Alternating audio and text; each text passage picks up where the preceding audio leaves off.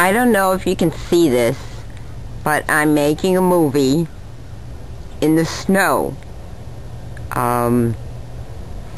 It's Monday, February the 4th.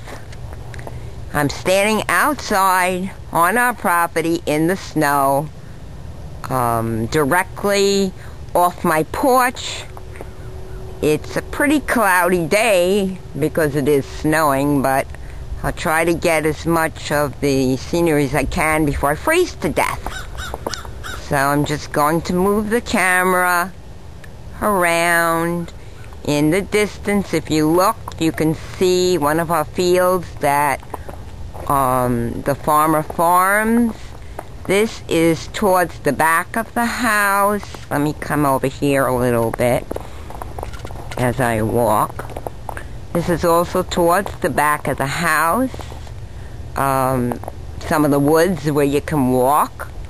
Let me step back a little.